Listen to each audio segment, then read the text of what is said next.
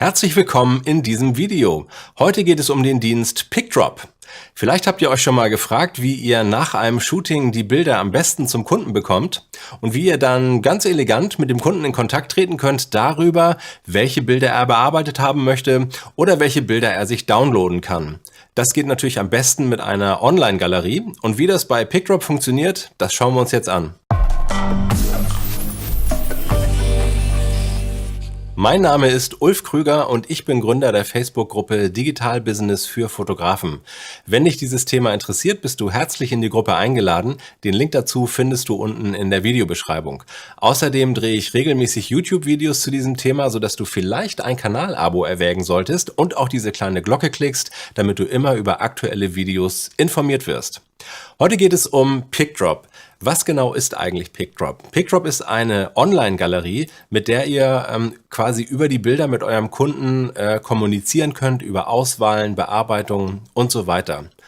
Vielleicht sagen wir zunächst mal, was PicDrop eigentlich nicht ist. PicDrop ist in erster Linie nicht dazu gedacht, damit ihr eure eigenen Bilder als Portfolio auf eurer Website präsentieren könnt. Diese Bilder würdet ihr normalerweise auf eurem lokalen Server hosten und dann in WordPress beispielsweise über eine eigene Seite oder über ein Plugin präsentieren.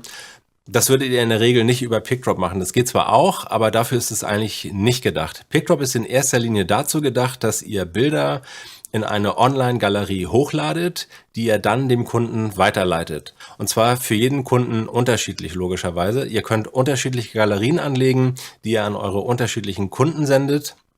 Und die Kunden können natürlich nicht in die Galerien des jeweils anderen hineinschauen. Kurze Anmerkung vorweg, PicDrop hat mit diesem Video nichts zu tun. Sie haben mich weder beauftragt noch mich bezahlt dafür, dass ich dieses Video mache. Ich mache das aus freien Stücken, weil ich den Dienst ziemlich gut finde. Ich selbst benutze ihn seit mehreren Jahren und ich möchte ihn euch einfach mal zeigen. Das ist jetzt also keine Werbung im klassischen Sinne, sondern ich möchte euch das Produkt einfach nur vorstellen und ihr könnt natürlich selbst entscheiden, ob ihr es dann nutzen wollt oder nicht. Wenn ihr also eine Galerie bei PicDrop erstellt habt, dann könnt ihr dort einfach die Fotos hochladen. Das können RAWs sein, das können auch bereits hochaufgelöste Fotos sein und der Kunde kann sie dann einzeln oder gemeinsam sogar in einem ZIP-Container herunterladen und kann auch dort in der Galerie Bilder auswählen, bewerten und kommentieren, sodass eigentlich relativ schnell klar ist, welche Bilder für den Kunden in Frage kommen, beispielsweise für eine Bearbeitung oder für einen Druck. Die Kommunikation mit deinem Kunden wird so natürlich extrem einfach. Eine Alternative wäre ja zum Beispiel, dass du Bilder in einen Online-Cloud-Speicher lädst und dein Kunde sich dann da Bilder runterlädt und dir dann lange E-Mails schreibt, welche Bilder er toll findet. Womöglich schickt er dir einen Screenshot und sagt, das Bild finde ich super. Das ist dann aber eine Porträtaufnahme, von denen es 30, 40 sehr, sehr ähnliche gibt und dann brauchst du lange Zeit, um rauszufinden, welche Aufnahme ist denn das genau. Du musst es Bild für Bild vergleichen oder der Kunde vergisst, die Dateiennamen mit anzugeben, sodass du wieder Rückfrage halten musst. Also da kann sehr, sehr viel Kommunikation und sehr, sehr viel Arbeit auf dich zukommen, wenn dieser Prozess nicht gestreamlined wird.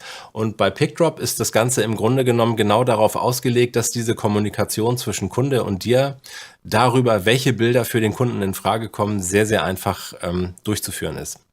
PicDrop bietet dafür verschiedene Tools an, um dir das möglichst zu vereinfachen.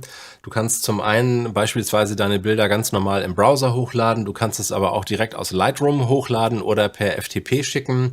Du kannst verschiedene Größen schicken, inklusive RAW-Bilder, wenn das eine Option ist für dich. Du kannst jede Galerie relativ flexibel einstellen. Wie das genau funktioniert, das schauen wir uns gleich noch an. Insgesamt ist diese Bedienung wirklich sehr, sehr simpel. Und du kannst dich auch über viele Schritte direkt per E-Mail informieren lassen, wenn du immer nah dran bleiben möchtest, was dein Kunde gerade in der Galerie macht. Auswahlen können markiert und gefiltert werden. Du kannst Auswahlen, die der Kunde in der Galerie trifft, direkt zum Beispiel in Lightroom übernehmen, damit du nicht lange forschen musst, welche Bilder meint der Kunde jetzt, sondern du exportierst einfach die Dateinamen, gehst in Lightroom in die Suchfunktion in der Bibliothek und lässt dir genau die Bilder anzeigen, die der Kunde in der PicDrop-Galerie ausgesucht hat. Das ist super simpel und ich nutze das wirklich fast täglich und bin sehr, sehr einverstanden, wie das alles funktioniert. Kunden können Bilder markieren. Es gibt eine dreistufige Ampel von Rot, Gelb bis zu Grün, sodass unterschiedliche Auswahlen getroffen werden können. Und die Galerie ist entweder für immer für den Kunden abrufbar oder du kannst nach einer gewissen Zeit die Bilder einfach offline nehmen und die Galerie schließen, sodass du selber immer Herr darüber bist, wie lange Bilder von dir auch online verfügbar sind. Schauen wir uns doch mal das Preisgefüge von PickDrop an und gehen mal auf den Menüpunkt Preise. Grundsätzlich hast du die Möglichkeit, den Service 30 Tage lang in vollem Funktionsumfang zu testen, was schon mal eine ganz gute Grundlage ist, um den Dienst genauer kennenzulernen. Dann gibt es auch einen beständigen, freien Plan, der sozusagen immer kostenlos ist. Da kannst du 3 Galerien anlegen und hast 1 Gigabyte Speicherplatz. Wenn du also relativ wenig mit Kunden zu tun hast oder nur TFP-Shootings machst vielleicht und also selten unterwegs bist, was Bildaustausch angeht, dann mag das sogar reichen für dich. Und da gibt es eben 3 weitere Pläne, die sich grundlegend natürlich im Speicherplatz und auch in den angebotenen Funktionen unterscheiden. Das kannst du dir auf der Webseite selber nochmal dann anschauen. Ich selbst nutze diese Pro-Variante, die knapp 15 Euro im Monat kostet und bietet eben 250 Gramm, ja, 250 Gigabyte Speicherplatz. Das reicht eigentlich für mich aus. Ich nutze den Dienst jetzt seit, wie gesagt, 4, 5 Jahren, arbeite eigentlich mit den Kunden immer mit JPEGs zusammen und habe bisher noch keine Galerien löschen müssen. Also der Speicherplatz ist wirklich reichlich. Man kann jetzt natürlich sagen, für den Preis kann ich mir auch eine Dropbox mieten. Das könnt ihr, aber dann habt ihr, wie gesagt, nicht diese Arbeitserleichterung, was die Kommunikation mit dem Kunden angeht. Und ich hab's auch ohne PickDrop gemacht. Ich weiß, es ist wirklich wahnsinnig viel Arbeit, bis man da irgendwie mit dieser Kommunikation so weit ist, dass man auch weiß, was genau der Kunde wirklich will. Und wie gesagt, wenn ihr mit Shootings Geld verdient und mit Kunden in Kontakt tretet, dann glaube ich, ist das ein Preis, der durchaus tragbar ist. Außerdem ist er ja letztlich dann auch von der Steuer absetzbar. Insofern, für mich ist das die optimale Wahl, aber schaut euch die Pläne selber an und entscheidet für euch selbst, ob das was für euch ist. Ja, wie funktioniert denn jetzt eigentlich PickDrop? Schauen wir uns das doch mal an. Ich habe mal einen Testaccount eingerichtet. So sieht das also aus, wenn ihr einen Plan gebucht habt und geht das erste Mal zu PickDrop auf die Seite, dann habt ihr im Grunde genommen erstmal einen leeren Workspace, wo hier dieser Button ist, neue Galerie erstellen. Ich habe jetzt schon mal eine angelegt, die habe ich Studio genannt. Da schauen wir gleich mal rein. Ihr habt auf der linken Seite hier dieses eine Panel, wo dann alle Galerien aufgelistet werden. Hier seht ihr, diese heißt Studio, die liegt auch unter dem alphabetischen Buchstaben S. Das heißt, immer wenn ihr neue Galerien anlegt, wird geschaut, mit welchen Buchstaben fangen die Namen an und werden dann so hier alphabetisch sortiert. Und bei einem Wechsel eines Buchstaben vorne wird auch immer eine neue Unterteilung im Alphabet angelegt, sodass das Ganze sehr, sehr übersichtlich ist. Schauen wir jetzt mal in die Galerie hinein. Ihr seht zum einen, ich kann hier mein eigenes Logo laden. Das habe ich schon mal getan. Dann haben wir hier die einzelnen Bilder in der Übersicht. Das ist jetzt keine super fancy, voll durchgestylte Hip-Galerie, sondern es ist eine reine, klare Arbeitsansicht, im Grunde genommen so wie damals ein Leuchtkasten. Das ist wirklich eine Umgebung, die dafür gemacht ist, um da drin auch zu arbeiten. Und genau dafür ist PickDrop ja letztlich auch gedacht. Es gibt aber noch eine andere Variante, die sogenannte Präsentationsansicht. Die schauen wir uns gleich an. Wenn ihr beispielsweise Hochzeitsfotograf oder ähnliches seid, dann ist das auf jeden Fall was für euch. Dazu aber gleich mehr. So, jetzt haben wir hier viele schöne Fotos drin. Wenn ich jetzt Kunde bin, dann kann ich zum Beispiel einfach auf ein Bild klicken und kann es mir in groß anschauen. Ich kann auch dann über die Cursor-Tasten beziehungsweise über die Pfeiltasten durch die Galerie durchsteppen und mir die Bilder hochauflösend anschauen und habe hier unten diese Ampel, von der ich eben gesprochen habe. Das heißt, ich kann dann auch ein Bild gleich markieren und sagen, das finde ich toll, das markiere ich mit grün, das möchte ich final in meine Auswahl nehmen. Dann sagen wir mal, dieses Bild finde ich auch toll. Ich gehe jetzt einfach mal ein paar Beispiele durch, damit wir gleich eine Auswahl haben. Und das finde ich auch noch super. Und schauen wir mal, was haben wir denn hier noch? Genau, ein schönes Beauty-Bild. Das ist auch immer gut. So, jetzt habe ich eine Reihe von Bildern ausgewählt. Wir können das hier auch in der Gesamtübersicht sehen. Diese Bilder haben alle grüne Fähnchen. Wenn ihr eine andere Farbe auswählt, sehen wir natürlich auch gelbe oder rote Fahnen. So dass das einfach sehr, sehr, sehr einfach ist. Und jetzt könnt ihr hier in diesem Reiter Studio, da seht ihr quasi die Menümöglichkeiten, die der Kunde zur Verfügung hat, um mit dieser Galerie zu arbeiten. Und wenn ich jetzt hier auf diese grüne Fahne klicke, dann bekomme ich genau die Bilder angezeigt, die ich eben gerade ausgewählt habe, nämlich diese 4 Stück. So kann der Kunde für sich Auswahlen erstellen und Bilder vergleichen und quasi seine Entscheidungen immer weiter einengen, bis er schließlich bei einer Reihe von Bildern ist, die es dann final wirklich werden sollen. Was kann ich jetzt machen als Fotograf, wenn ich vom Kunden dann irgendwann eine Mail kriege, so, ich habe alle meine Bilder ausgesucht, beziehungsweise PicDrop schickt mir eine Mail, dass der Kunde Bilder ausgewählt hat. Dann schaue ich da rein und denke, hey toll, diese 4 Bilder, ich weiß Bescheid. Ich muss also gar nicht lange suchen und betteln, sag mir, welche Bilder das sind, sondern ich sehe es hier auf den ersten Blick. Jetzt sehe ich eben auch hier oben die Dateinamen. Wenn ich jetzt beispielsweise diese Auswahl in Lightroom übernehmen möchte, weil ich da dann die RAW-Bilder zu diesen korrespondierenden JPEGs bearbeiten möchte, dann habe ich folgende Möglichkeit. Ich kann sagen, diese 4 Bilder auswählen. Dann bekommen die so einen blauen Haken. Ich kann diese Auswahl auch speichern. Das mache ich jetzt aber nicht, weil ich brauche das eigentlich nur temporär.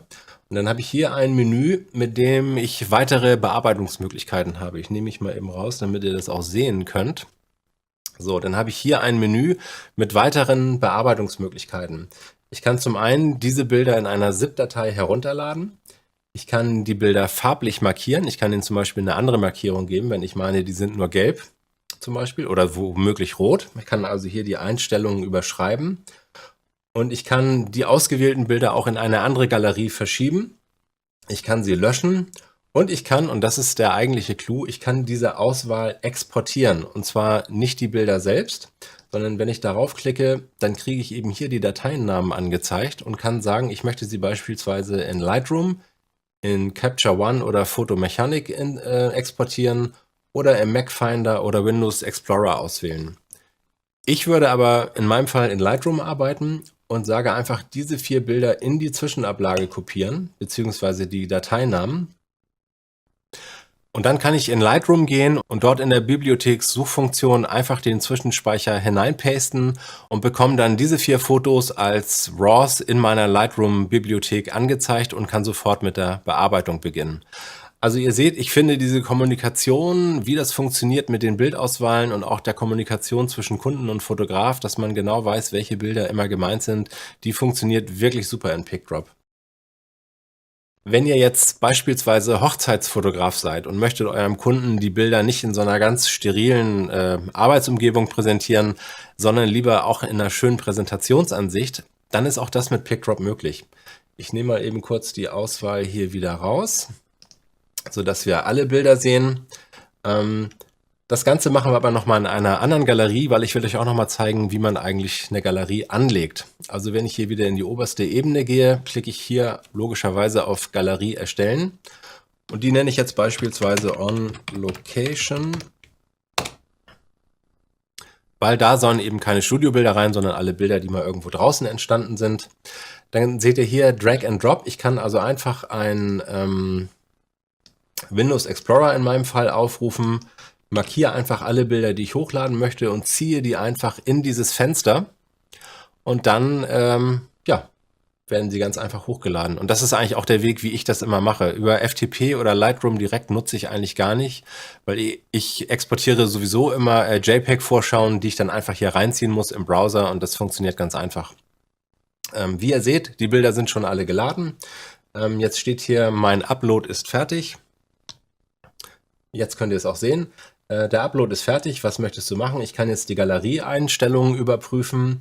Ich kann die Galerie, so wie sie ist, direkt an meinen Kunden versenden. Der bekommt dann einen Link. Oder ich kann hochgeladene Dateien jetzt auswählen.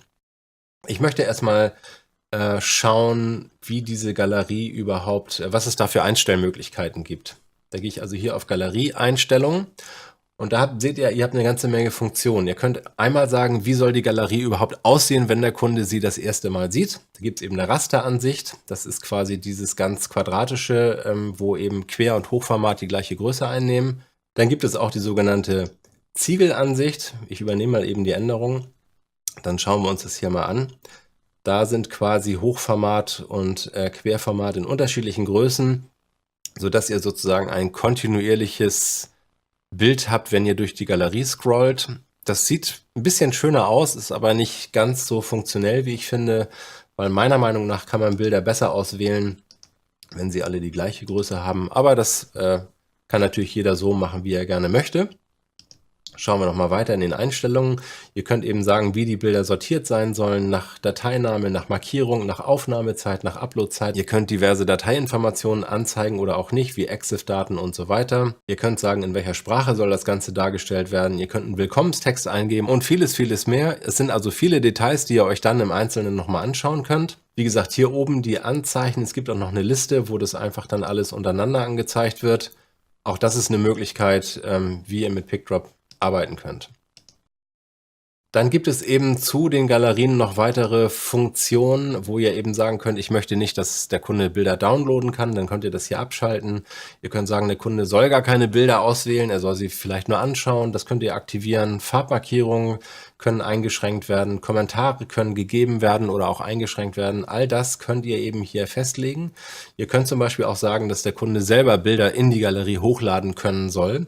Und er soll sich zum Beispiel auch einen Kontaktbogen ausdrucken können, den er vielleicht für eigene Auswahlen vor Ort mit anderen Mitarbeitern nutzen kann. Oder.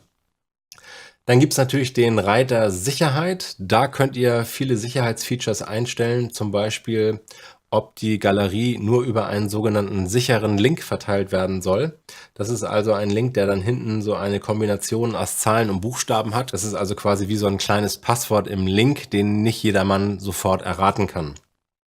Oder ihr könnt die Galerie eben auch privat schalten. Dann ist sie quasi nur über ein Passwort zu erreichen, was ihr hier eingeben könnt. Das heißt, wenn es um sensiblere Daten geht, wie zum Beispiel bei Firmenshootings oder Ähnlichem, dann könnt ihr auch passwortgeschützte Galerien ganz einfach hier erstellen und eurem Kunden weitersenden. Und dann, wenn ihr Hochzeitsfotograf seid, kommen wir zu dieser Präsentationsansicht. Da gibt es so ein paar Sachen, die wirklich ganz toll sind.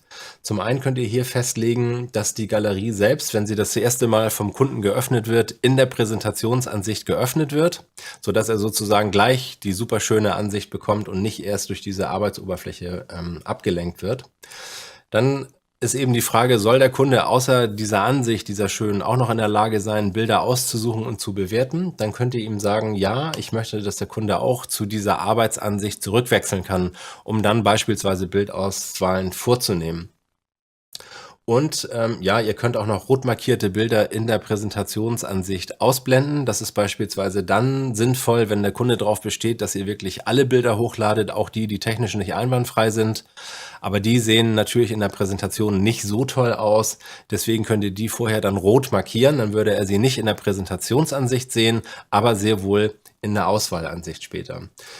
Und wir übernehmen das jetzt mal für diese Präsentationsansicht. Wir, die wir der Galerieersteller sind, sehen nach wie vor unsere Arbeitsansicht. Wir können aber hier oben auf Kundenansicht gehen.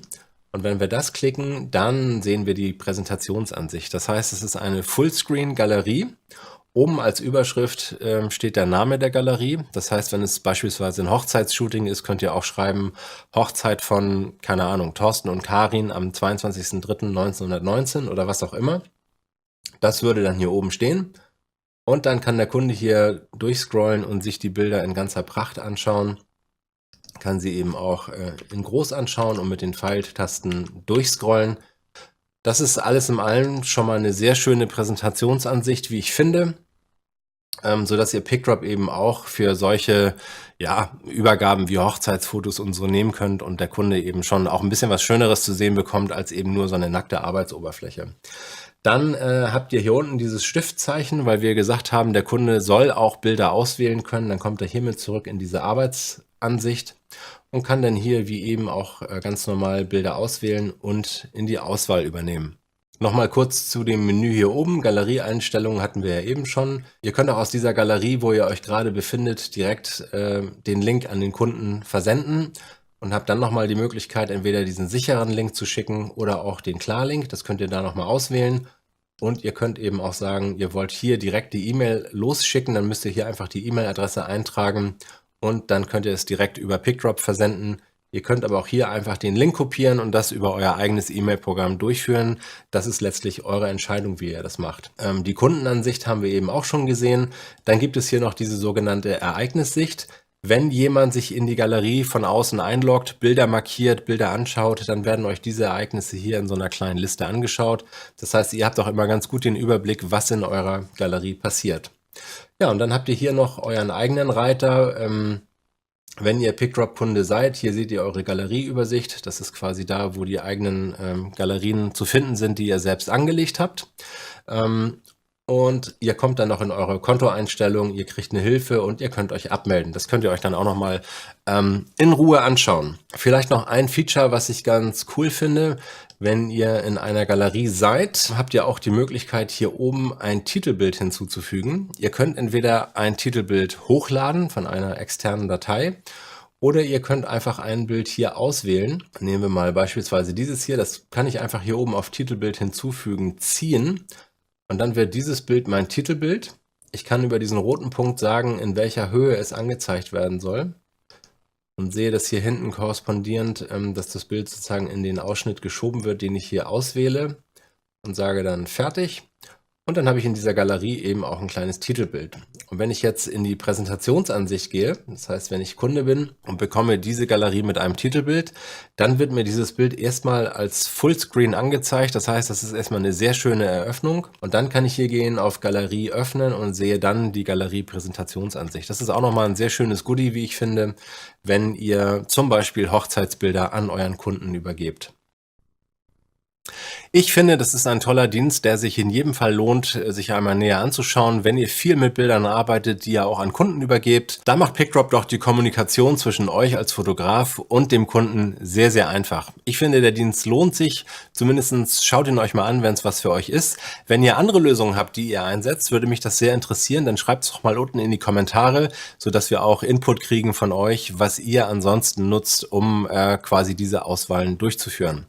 Das war's in diesem Video. Ich wünsche euch einen schönen Tag und wir sehen uns beim nächsten Mal. Tschüss!